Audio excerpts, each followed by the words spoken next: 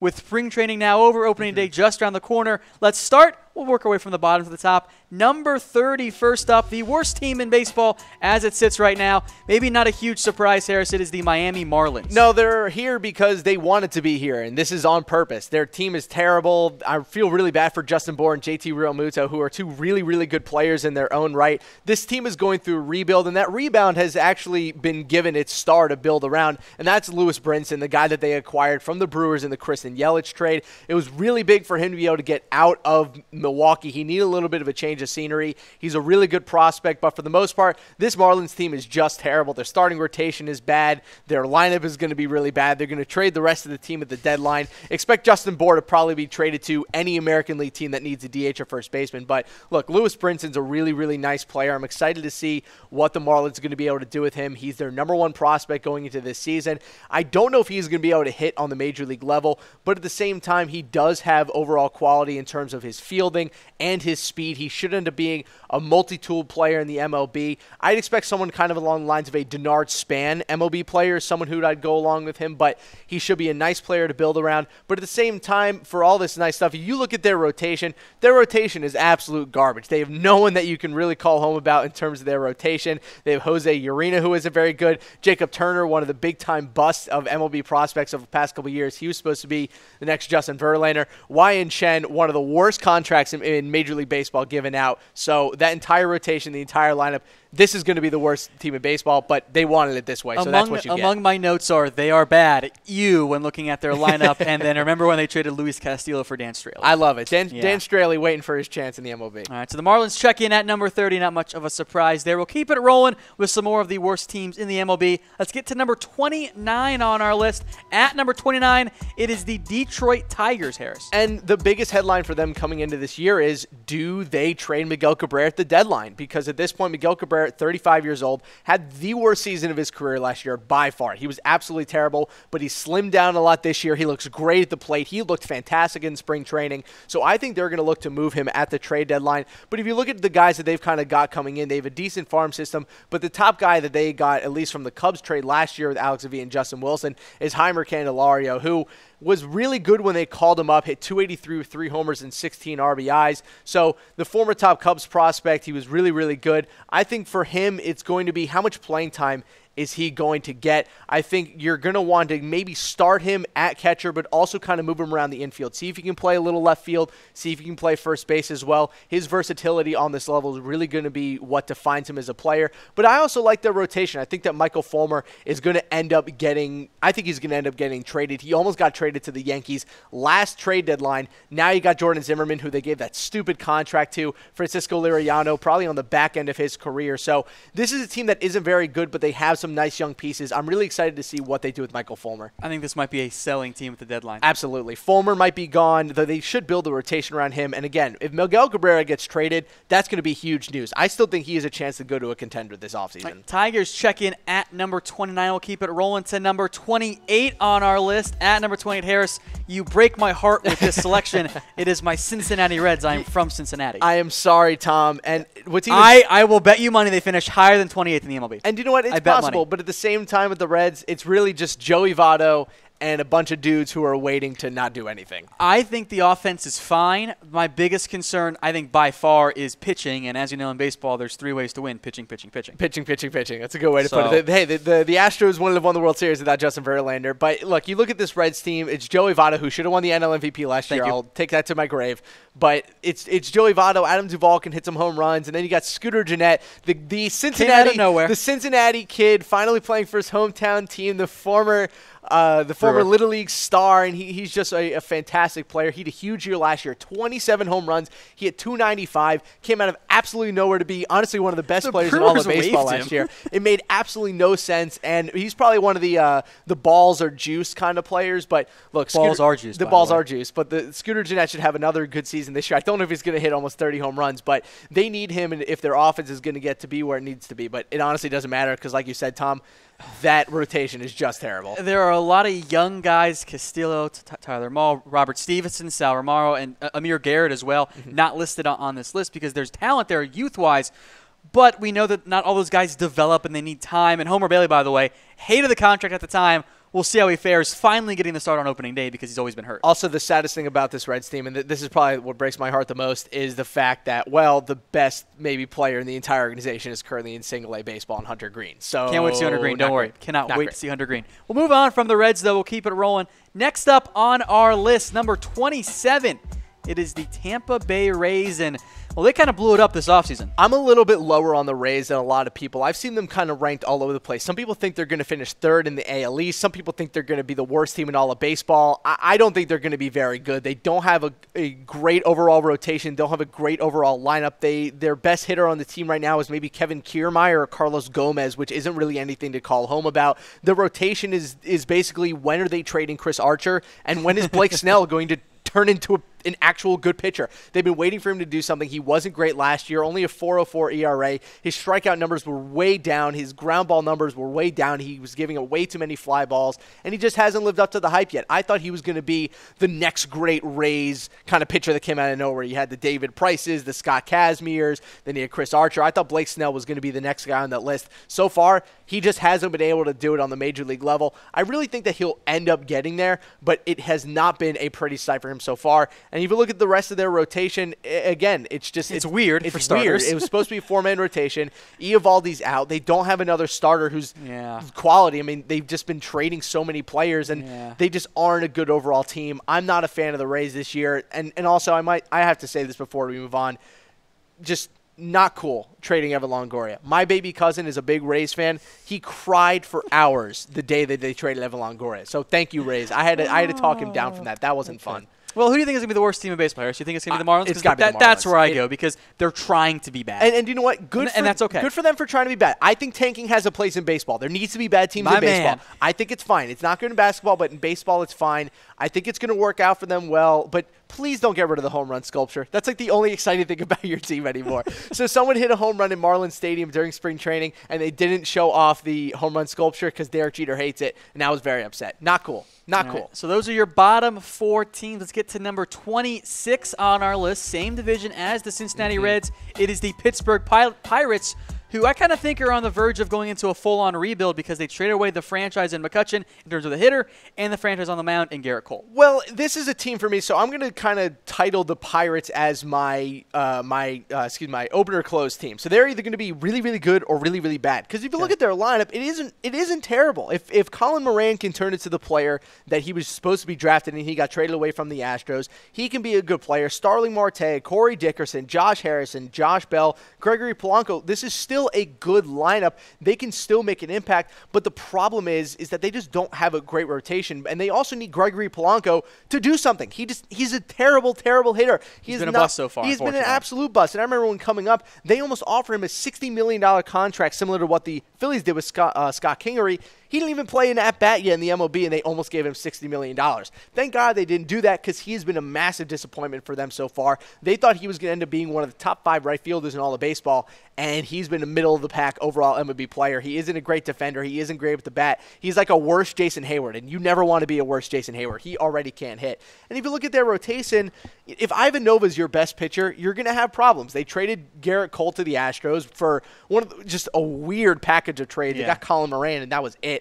I like Jameson Taillon. I'm still waiting for him to actually be healthy for more than 2 seconds. And the rest of their rotation is just a bunch of nobodies. Joe Musgrove isn't going to be the same guy he was at the Astros as he is on the Pirates. So this is a weird team. But remember, that batting order is still going to be good enough to get them to at least the trade deadline. We'll see who they try to get rid of, though, as the year goes on. All right, for those of you just now joining the show, we are brought to you by the Game Time app at chatsports.com/tickets. Here are your bottom 5 teams in the NBA with opening day just around the corner. The Miami Marlins, the Detroit Tigers, the Cincinnati Reds, my Cincinnati Reds, the Rays, and then the Pittsburgh Pirates.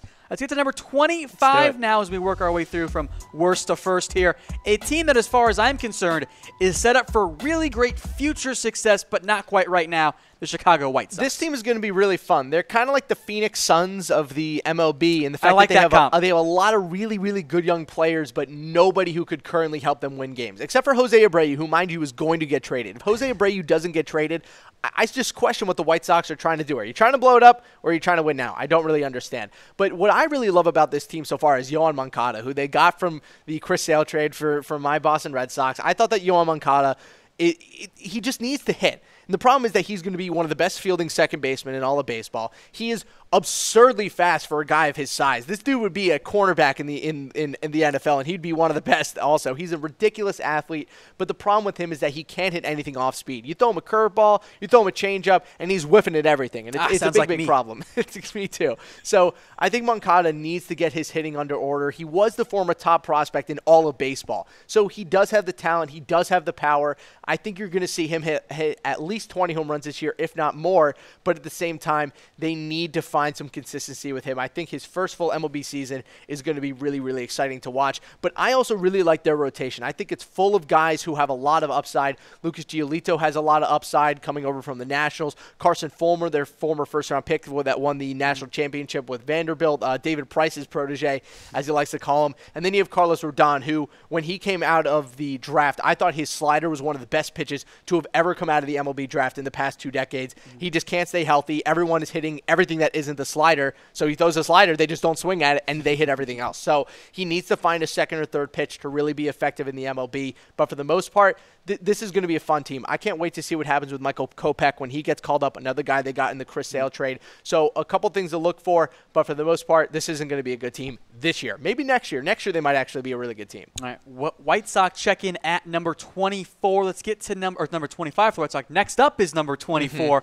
We'll stay in the same division. The Kansas City Royals, who, look, they kept Moustakas, which is nice. I have no clue what this team is trying to do. I can't tell if they're trying to win, trying to be normal, or trying to be bad. Well, their farm system is not in great shape Exactly. because they went all in for recent years, which I get. That was the right decision because they did win a World Series. But they're kind of caught in a middling ground where they have some pieces to win now, but they don't have the farm and the rest of the overall roster to actually be a contender right now. And the other biggest problem is that, like you said, with their farm system, if you look at their guys in the MLB, they have a lot of people, a lot of core guys that they could trade and get a lot of stuff back. You could probably get an amazing package for a Salvador Perez or even a Mike Moustakas. I think they're going to trade Mike Moustakas, mind you. They didn't bring him back on a one-year deal just to have him play third base every day. But they have a lot of really nice young players. Raul Mondesi is going to be a really fun player to watch. Paulo Orlando had a good year last year. And then you have Jorge Soler, the guy they got in the Wade Davis trade from the Cubs, who just could not find consistency in 2017. He was injured all the time. He really just could not find a way to stay up in the major leagues.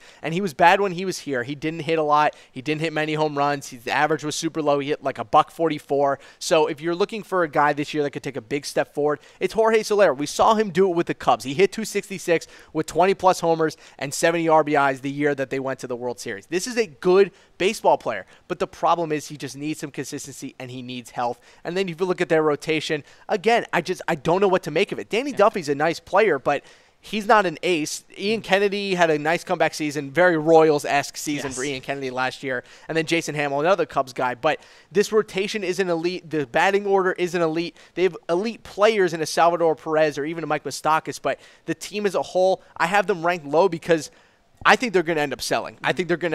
They didn't just bring in Lucas Duda to play first base every day. They brought in Lucas Duda because they're going to get a nice package for him at the deadline when they never trade him to the Yankees for a first baseman because Greg Bird's going to be injured for the rest of his life. So this is an interesting team, but they're not going to compete this year. All right, we'll keep it rolling. Let's get to number 23 on our list. It is the San Diego Padres and that really weird Eric Hosmer contract, which I don't understand. I don't really understand why they gave Eric Hosmer no one that gets contract. it. It doesn't make any sense. Do you know what it might be, though? The player you want, I get that. I think it's because they're like, all right, look, the only way we're going to get anyone to play for the Padres is by giving them an obscene amount of money. And I think that they were trying to give the money to Hosmer in the way of leadership, not necessarily on the field play, because they already had a first baseman. They had Will Myers, so they give a 5-year, $90 million contract to for subpar numbers, might I tell you. His WAR is terrible. It's like under 1 every single year. But if you look at this team overall, a lot of young players, their rotation is just terrible, the worst rotation in all of baseball. But the lineup's fun, and it's led by Manuel Margot, who was acquired from the Red Sox in the Craig Kimbrell trade. He was great last season. He had 263 with 13 home runs. He provided a lot of pop in that leadoff spot. He's a great fielder. He's fast. His comp for me has always been Jackie Bradley Jr., and he's playing like Jackie Bradley Jr. So he's going to be a nice player for them. I think if you're trying to build a lineup, you got to start with the leadoff position and see where you can go. And I think Manuel Margot is a great place to start. But good God, their rotation. They have Brad Hand as a closer, but the starting rotation is look, there's a lot of names the casual fan is not. I'm sorry, Padres fans. This is the worst rotation in all of baseball. Not even close. Clayton Richard is a good number 4, maybe, on a good team. This is not a good rotation. I have them a little bit higher because I think their offense is going to be good this year, but they can't pitch. This is going to be a rough year for their rotation. All right, we'll keep it going there. So I do want to get to a weigh-in here, and you guys chime in the comments. Harris, I know you and I are in agreement on this. Was the Eric Hosmer contract a good idea at all? I kind of get the mindset there, like, look, at some point you should spend money and get impact players, but the Padres aren't an Eric Hosmer away from competing. No, they are. Like, they're just not. Just saying, though, never count out A.J. Preller for doing anything absolutely crazy. Who's the GM of the Padres. So if he's going to do something crazy, he might do it this year. I love those two guys. TBT. All right, Padres check in at number 23. Let's get to number 22 on our list. Another team kind of in the same mold, I think, as the White Sox, a team that is rebuilding and progressing in the right way, the Atlanta Braves. I love this team. I think this is going to be a really, really fun team this year because they got Freddie Freeman, they have Ender Inciarte, they need Dansby Swanson to do something, and they also are going to bring up Ronald Acuna, who's going to be who's one of the best prospects in all of baseball. They are manipulating his service time. Of course, which they I are. hate. Whatever. The Cubs did it with Chris Bryant, the Nationals did it with Bryce Harper, the Angels did it with Mike Trout. It's a big deal. That's what always happens. But look, this is going to be a fun Braves team this year. I can't wait to see what their overall lineup looks like. I think Markakis is a nice guy to have in right field, one of the most consistent players in baseball. And then you have Dansby Swanson, the former #1 overall pick, who was part of one of the worst trades in MLB history with the Shelby Miller trade. Made absolutely no sense. But look, he struggled in a big way last year. He could not hit, he could not feel, and he could not run the bases. He literally could not do anything right last year, but he started to turn it around the last 2 weeks of the season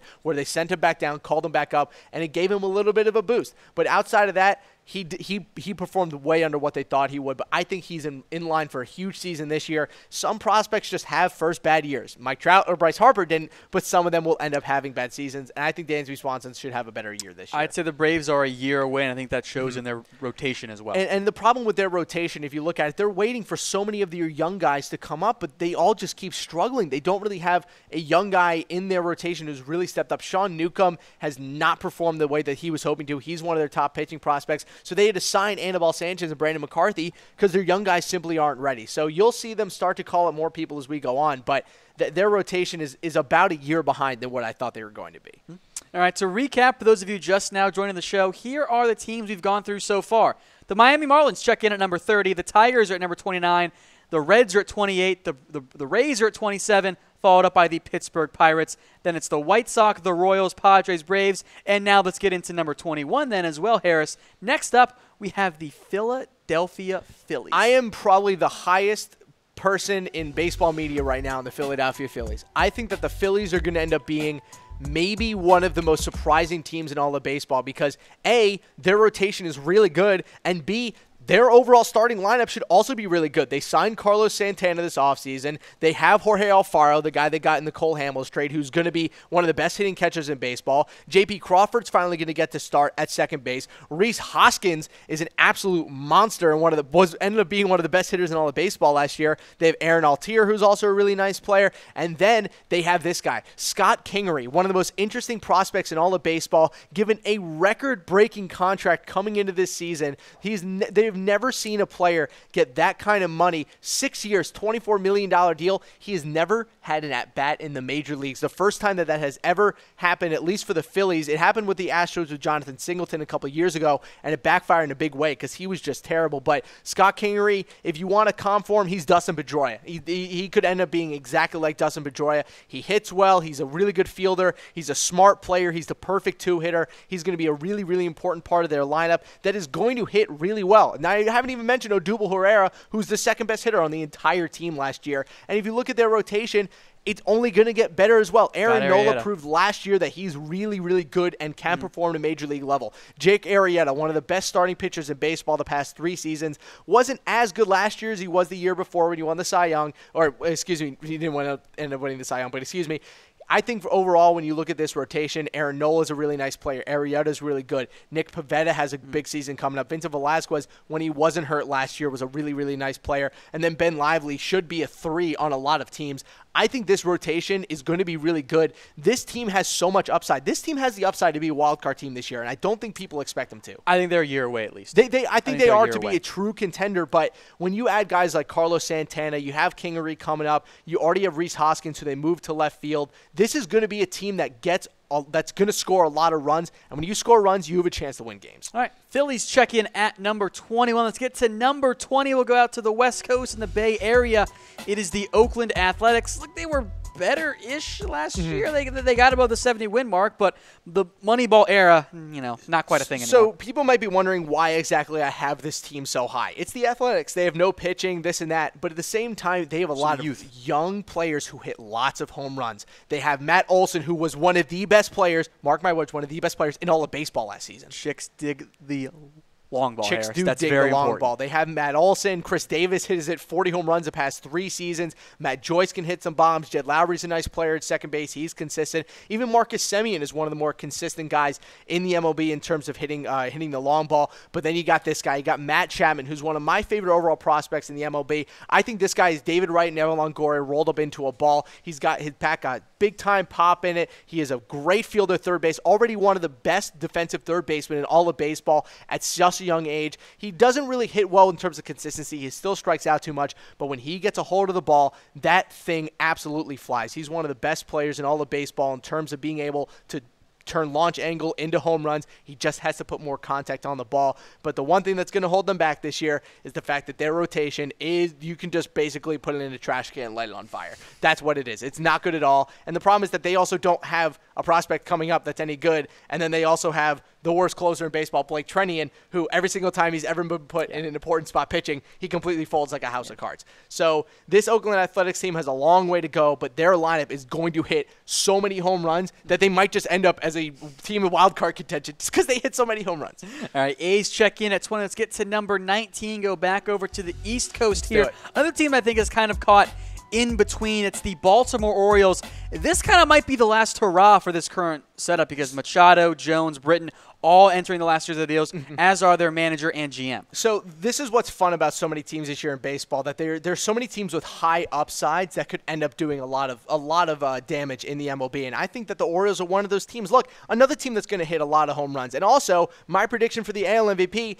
I think Manny Machado is about to put up his best season of all time. He's going to absolutely dominate this year. Because not only is it Manny Machado's year, it's a contract season, and he wants to go to the Yankees. He's going to perform in a big, big way this year. He also was pretty bad for the first half of last year, but they have a great lineup. If Chris Davis can actually do something this year, they should be one of the top home run hitting teams in baseball, if not one of the top 5. And then you look at Trey Mancini, who a little bit old for a rookie. He's going to his age 26 season, but he was third last year in the AL Rookie of the Year race behind both Andrew Benintendi and obviously Aaron Judge, who won the award. But he had 24 home runs. He had 293. Came out of absolutely nowhere to be one of the Orioles' best hitters on the entire team.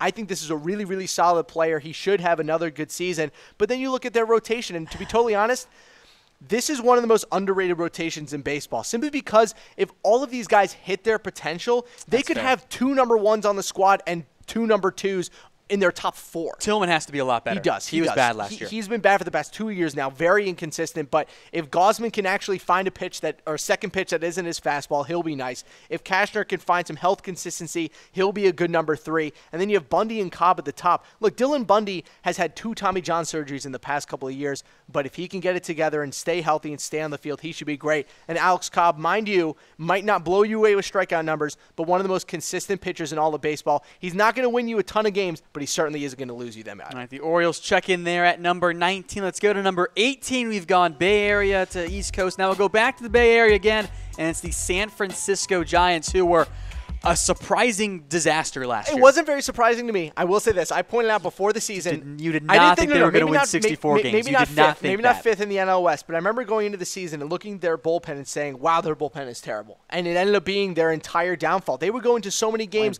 winning them. And, and then obviously Bumgarner got hurt. But they have such great starting pitching and their hitting was good enough. And then they get to the 7th, 8th, and 9th inning and it was gone. Like, it was just absolutely terrible. The worst bullpen in all of baseball. But they added a lot of really fun pieces this year. They add Evan Longoria, the third baseman from the Tampa Bay Rays, and then they also add Andrew McCutchen, hoping that he can play as well as he did last year and not what they saw in 2016, where he was it was the worst season that he had in his entire career. He's played in at least 150 games since 2009, except once, which is just a remarkable run for one of the league's most versatile overall players. His defense is not what it used to be, but his hitting is still there. I think he's going to be a great fit in San Francisco. They need him to be all he can be if they're going to get to the playoffs. They are in, and I've said this about the NL West going into this year multiple times, this is the best division in baseball. They got the Dodgers, they have the D-backs, they have the Rockies, and the Padres could be a good offense as well. And now they have the Giants, who, once everyone gets healthy, have a very consistent overall rotation.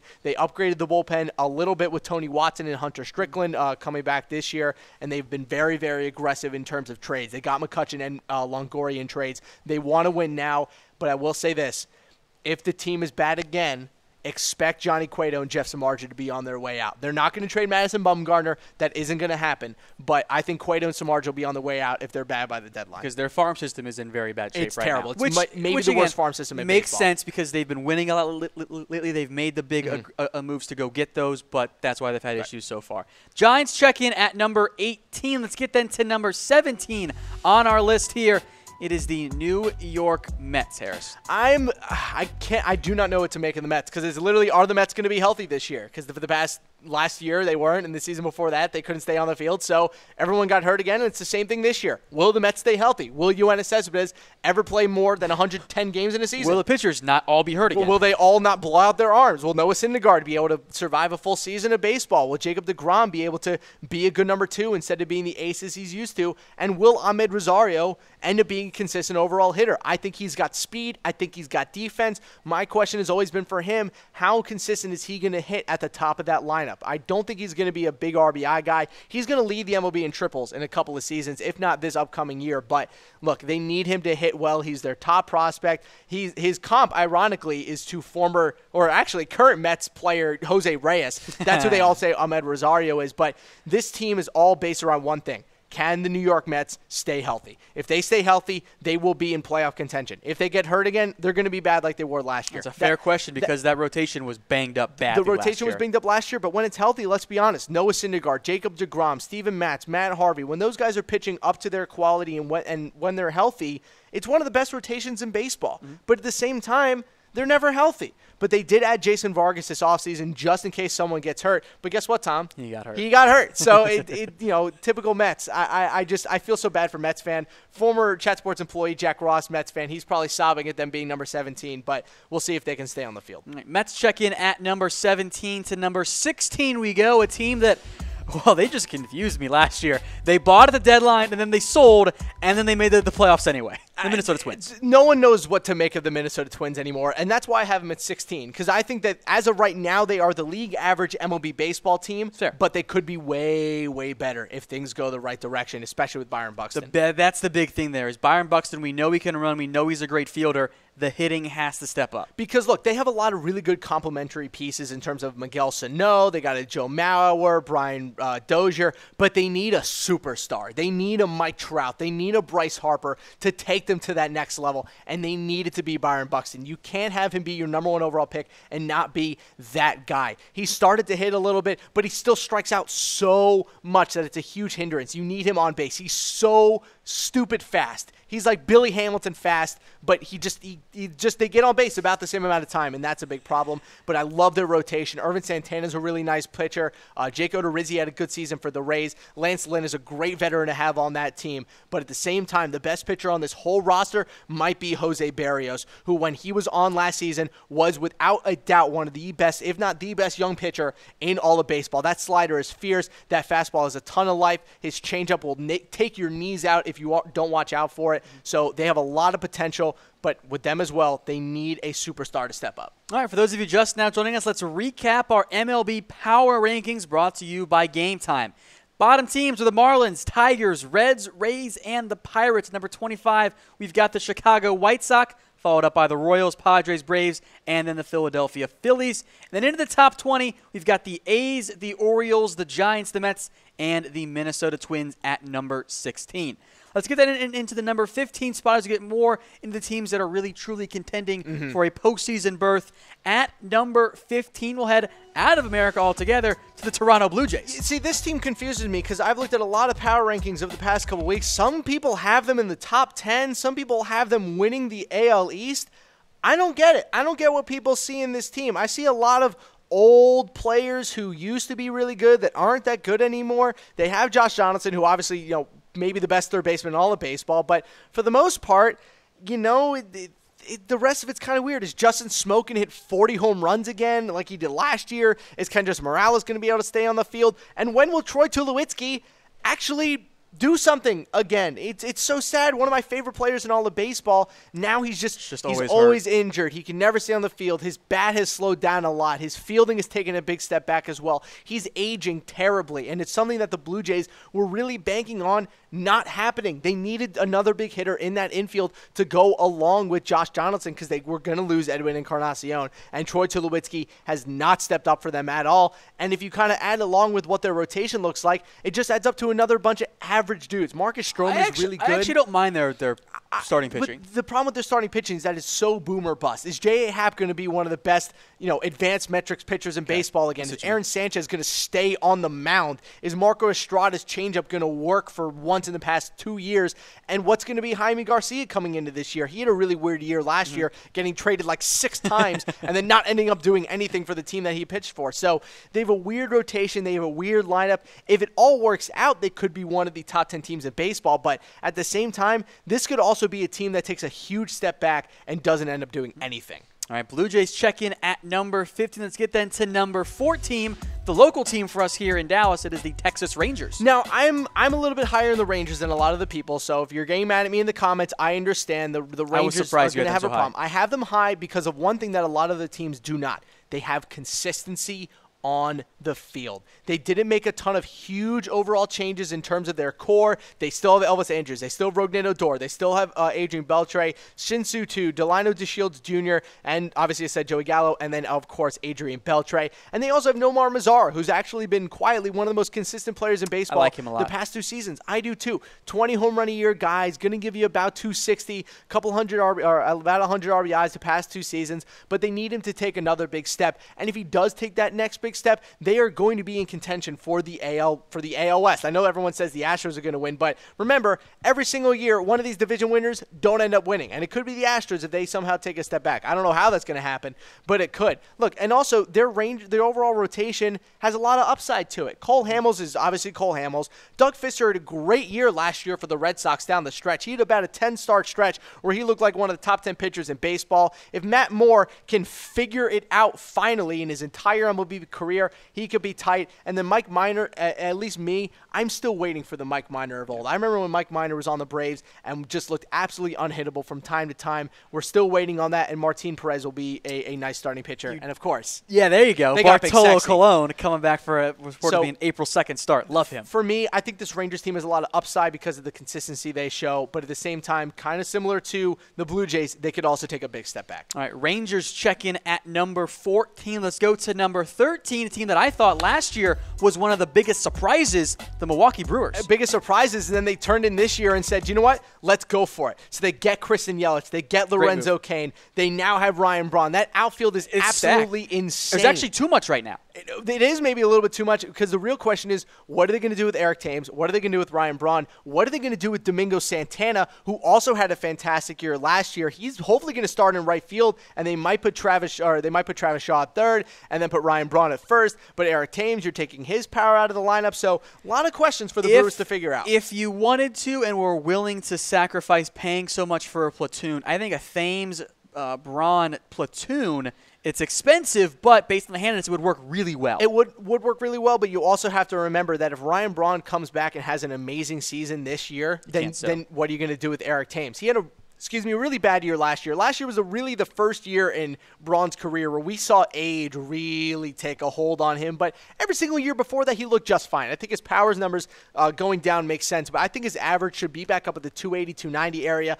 I think this Brewers team might win the NL Central if the Cubs take a slight step back. This team is going to be on their butts all season long. And then if you look at the rotation, look, Chris Anderson and Zach Davies are nothing to call home about. But if you look at the advanced metrics, both of them were really good last year. And Jimmy Nelson, rest in peace. Unfortunately, he keeps getting injured. He's really good when he's healthy. I think they're going to make a midseason trade for a top-end pitcher. Watch out for the Brewers maybe making a run at Chris Archer. I would not be surprised if they try to get a top-end starter. But if this team is in at the trade deadline, watch out for the Brew Crew. All right, the Brewers check in at number 13. Let's get to number 12 on our list. The team, believe it or not, with the longest drought in American professional sports for the playoffs, the Seattle Mariners. Is this finally the year, Harris? No, it's not, because I love their batting order. I think this is going to be one of the most exciting batting orders in the league. It's so consistent. D. Gordon, Gene Segura, Robinson Cano, Nelson Cruz, Kyle Seager, Mitch Haniger. Now they get Ryan Healy on top of already having Mike Zunino, one of the best hitting catchers in all of baseball last year. Don't hate on on Zunino, but look, they get Ryan Healy from the Oakland A's. They have not had a consistent first baseman in years. They were waiting for Justin Smoke to turn into that. That didn't happen. They were waiting for Logan Morrison to turn into that, and that didn't happen either. Now they bring in Ryan Healy, who had a great year for the Athletics last year. This lineup is really, really good, but I have an issue with their starting rotation. I don't know where it's going to go. Look, James Paxton is a really, really nice player. He had 24 starts last year, but he only had 136 innings pitched. And as when he's healthy, he's great. He is, but at the same time, that was his career high last year. So can he get 200 innings? Can he be one of the best pitchers in all of baseball? We'll see. And at the same time with King Felix, when is he actually going to be healthy and not suck again? It's sad, but I think the reason he's so bad, remember, King Felix started pitching in the major leagues when he was 19 years old. Love King Felix. He's 32 years old. Only one pitcher has pitched more innings in the span of his career than Felix Hernandez has, and that's CC Sabathia, who had to make a huge change to how he pitched in order to be successful in the MLB. We might have to see Felix Hernandez make that change. And then you got Mike Leake and then a bunch of nobodies to fill out the end of the rotation. Don't be surprised if they make a trade as well to shore it up. I do like Mike Leake. I think he's more of a number 3, number 4 guy. But I've seen him pitch quite a bit, so I think he's a pretty talented guy. They need King Felix to be the king. They need him to work. All right, so the Mariners check in there at number 12 here. And Harris, just a quick reaction poll. Do you think that they make the playoffs, or are they cursed? Nope, they're cursed. The Mariners are most certainly 100% cursed. I think it's going to stay that way. Not this year. This isn't the year. The rest of the AL is actually way too good. It's not their year. All right, Mariners are number 12. Let's get to number 11 on our list. It is the Colorado Rockies, a team that – they're going to be a playoff threat again this year. It's the Colorado home runs, because that's all that this team is able to do is just hit a ton of home runs. Blackmon hits home runs. Arenado hits home runs. Trevor Story. And finally, Ian Desmond will be healthy this year. Chris Iannetta will come in. They also have a bunch of really good guys coming in. David Dahl will be hopefully a starter this year. He's one of their top prospects. But at the same time, what are they going to do with Carlos Gonzalez, who was absolutely garbage last season? He was one of the worst overall hitters in all of baseball, and he fell off such a cliff. He came out of absolutely nowhere. One of the most consistent players in all of baseball. 20 home runs a year, usually hits 280, gets about 80 to 90 RBIs, and then gone. It came out of nowhere. It was really upsetting to see also. I do think with the rotation, though, there is some upside there. Maybe it's not a bunch of totally known guys, but you've got John Gray, who was a third overall pick. Freeland was the 8th overall selection. Betts was a second rounder.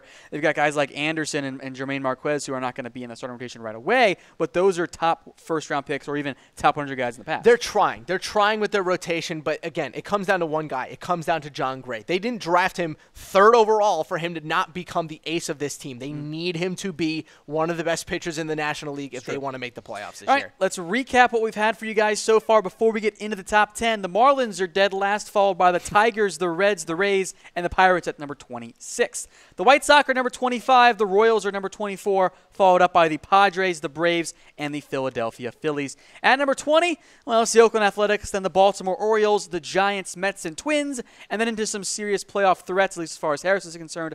The Blue Jays, the Rangers, the Brewers, the Mariners, and the Colorado Rockies. And today's show, of course, is brought to you by the Game Time app, up to 60% off compared to other ticketing apps and sites out there. In the top 10 we go now.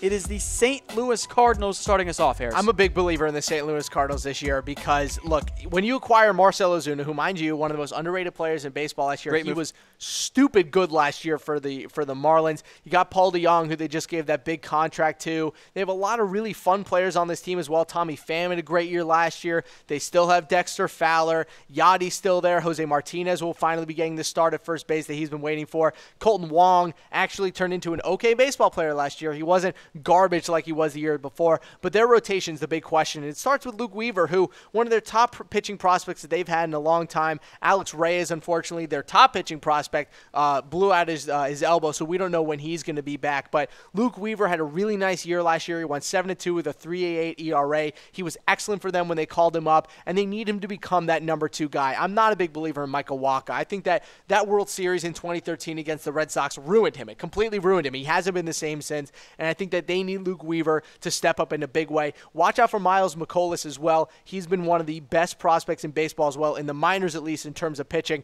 and they still have the old vet in Adam Wainwright to really wrangle up the kiddies and make sure that they pitch well. But this is a fun Cardinals team with a lot of upside. Watch out for that rotation. It is a make-or-break year. It is. If time. Mike Matheny does not make the postseason, I think he's fired. I thought he should have been fired last year. I think there are a lot of great managers on the market they could have gotten this year that are better than Matheny. All right, we will stick in the AL, the NL, as we move to number 9 on our list. It is the Arizona Diamondbacks. They almost completely fell apart after the Shelby Miller trade, but they've kind of rebounded since then, Harris. They have rebounded since then. They actually look like a really, really good team this year. Their lineup should be really nice. David Peralta, Pollock, Paul Goldschmidt. They are going to miss J.D. Martinez, to be fair. They will, but my son Paul Goldschmidt will make sure. He needs to get an NL MVP. He'll get one eventually. But no, he's not. But Jake Lamb is also a really tight player. They got Steven Souza from the Rays in a trade this offseason.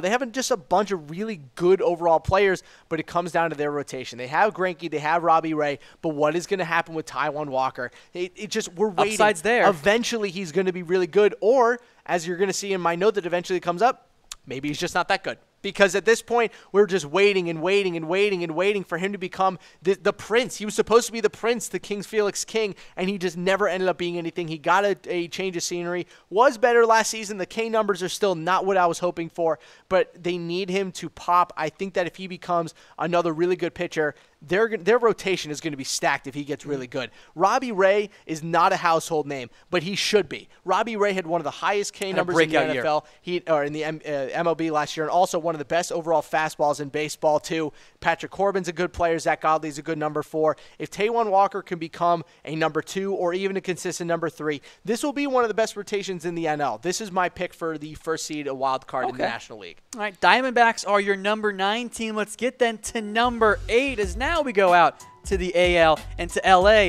with the Los Angeles Angels of Anaheim. No one is higher in the Angels than Harris Rubenstein. No one is higher in the Angels than me. We'll discuss this. You will not find anyone higher in the Angels than me because, well, what about Mike Trout?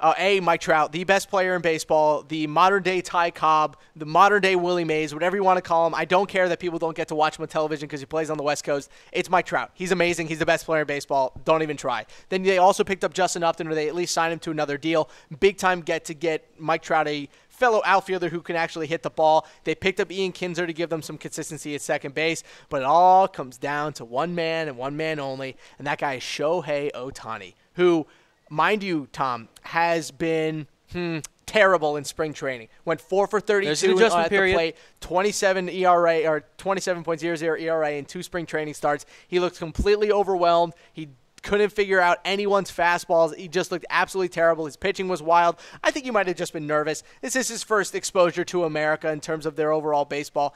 I would love to see him start off at the minors and call him up, maybe in the beginning of May. Just get him some at-bats. Here's my overall concern with the Save Angels. his confidence. I love their offense, but the pitching staff. The pitching staff isn't great. I don't trust it. I don't either, but they're banking on Garrett Richards becoming that guy that he was before he blew out his elbow. They want Tyler Skaggs to become the next guy, and if I'm being real, they are hoping that Shohei Ohtani becomes one of the best players in all of baseball. They're hoping he's an ace early. If Shohei Ohtani becomes one of the best teams in baseball, or one of the best players in baseball, there's no reason this Angel team shouldn't be one of the wild cards in the AL. But at the same time, a lot of spectrum for what the Angels could be. They could be the best team in the AL West, or they could finish 4th. We'll see. A lot could come from this Angels team. All right, Angels there are number 8. Keep those comments, folks, flowing in the comments section. Let's get to number 7. Harris, we've talked about this off the air, behind the scenes in the set. The Washington Nationals are the original Toronto Raptors, I guess now of the Virginia Cavaliers, because they're great in the regular season, and then the postseason comes and it all falls apart. They just keep trying to get there, and eventually it's going to happen, but I I've said this. Is it, though? I said this off air, and I'll say this again on air. If the Nationals do not win the World Series this year, goodbye Bryce Harper. He's going to go to the Cubs. They should have already won a World Series. They're too talented to have not won one, and here we are. And if you look at the overall team, they're the Buffalo Bills. There are so many close. different things. Like, you got Adam Eaton, who's going to be good coming off of an injury last year. Eaton. Obviously, He's have always hurt, Harper, Daniel Murphy, Ryan Zimmerman had a career year last year, and then you have Trey Turner, who, to be totally honest, when he's healthy, he's one of the best shortstops in baseball, but he just hasn't been able to stay on the field. He adds such a different element to their infield that they just haven't had ever. His speed, his versatility, his dynamic bat, he's just such an effective player. So I'm a big fan of Trey Turner's. I can't wait to see what he does this year when he's finally healthy. Their starting rotation led by the second best pitcher in the National League in Max Scherzer. He's not better than Clayton Kershaw, but look, Strasburg, Gio Gonzalez, they have a nice back end as well with Tanner Roark and A.J. Cole with Max Scherzer, and they finally have a closer. Brandon Kinsler should be the guy to shore up what has been one of the worst closing situations in baseball the past decade. All right, Nationals check in at number 7. Let's get to number 6, almost in the top 5 here. But at number 6, it is the Boston Red Sox, Harris. And the reason I have them on here is because, look, if they didn't, the difference between this team with J.D. Martinez and without J.D. Martinez is probably the difference between them being number 6 and outside of the top 10 overall. He brings such an important piece to that lineup. You add Mookie Betts, who should have a better season in terms of his offensive output this year. Also one of the best names in baseball. By the way, his initials spell MLB, so he was meant to be a baseball player. Their pitching staff, obviously, with Chris Sale and David Price, we'll get to them later. But the guy I am so excited for with this Red Sox team this year is Rafael Devers, who set the American League on fire last year when he got called up. He hit 280 with 10 home runs, and maybe the most exciting home run that the Major League regular season had last year. Top of the 9th inning, 2 outs. Red Sox are down a run, and Rafael Devers hits a 105-mile-per-hour home run off of Aroldis Chapman. One of the most exciting moments of the entire Major League season last year. I can't wait to see what this guy does. He went into last season as the youngest player in the MLB. He will be again to start the year. I can't wait to see what Devers brings to the table. The pitching staff is talented when healthy, yes, but we have general concerns about David Price. Now Pomeranz and Rodriguez are also hurt. And you can throw in Stephen Wright that's hurt as well. But the important part is they have a lot of depth in their starting rotation. Brian Johnson's been lights out so far in spring training. Hector Velasquez, who will be the 5th starter to start the season, he is also a consistent starter. And like you said before, Stephen Wright, when he comes back from his suspension, will be another good starter as well, the knuckleballer. But this team is all about health, very similar to the Mets. J.D. Martinez needs to stay healthy. Dustin Pedroia needs to stay healthy. Their guys need to stay on the field and be the effective players. And boy, oh boy, do they need a comeback season from Xander Bogaerts, who could not hit anything last year. All right, Red Sox check in at number 6. Let's get then to number 5 as we kind of work through what I consider the World Series threats and contenders. The Cleveland Indians. Not a whole lot of changes. They do bring in Yonder Alonso, though. They do bring in Yonder Alonso, who's one of the, I want to say, beneficiaries of the kind of new launch angle revolution that we have in the MLB so far. He's changed his swing. But for me, look, they have a lot of great players and they have a lot of pitchers, but for me, they need that second guy, and they need Jose Ramirez to be the guy again that he was last year. He was one of the best players in baseball last season. Came out of absolutely nowhere. I certainly didn't see it coming. He hit 320 with 30 homers and 80-plus RBIs. Never would have seen that coming from Jose Ramirez. The real question is, can he do it again with the lights on him this time? They've always been on Francisco Lindor. They had a big free agency signing in Edwin Encarnacion. Now Jose Ramirez is expected to do this again. And there's a big difference between coming out of nowhere and being expected to perform. So we'll see how he does. But I will say this. I'm a little cautious about their overall rotation. I'm not a fan of what they have in the bottom half. I think Josh Tomlin has been riding one of the luckiest streaks in baseball the past couple years, as has Mike Clevenger. He was not good against good hitting teams last year,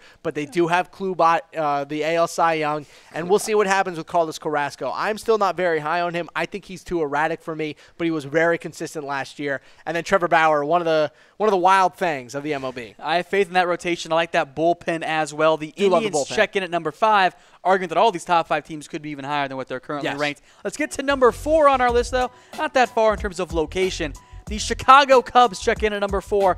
A little bit of maybe a World Series hangover. Still won 90-plus games, but it wasn't the same. It wasn't the same. They didn't have the same electricity that the team had the year before, and they didn't really lose anything, but at the same time, this is the team that they've been waiting for. If you look at their entire team, all of their prospects are officially up. All of them. Albert Amora, Ian Happ, Chris Bryant, Anthony Rizzo, Will Contreras, Kyle Schwarber, Addison Russell, Javier Baez. They're all here. They're all here and ready to go, but a lot of their offense revolves around the now slimmed down and in shape Kyle Schwarber, who should have a fantastic season this year. And like I said, if he doesn't, it might just be time to get traded. We know he's got the power. Yep. We saw it last year. Still had a bunch of home runs, but the consistency, the batting average has to go up. We've seen him play a lot. We know he has the ability.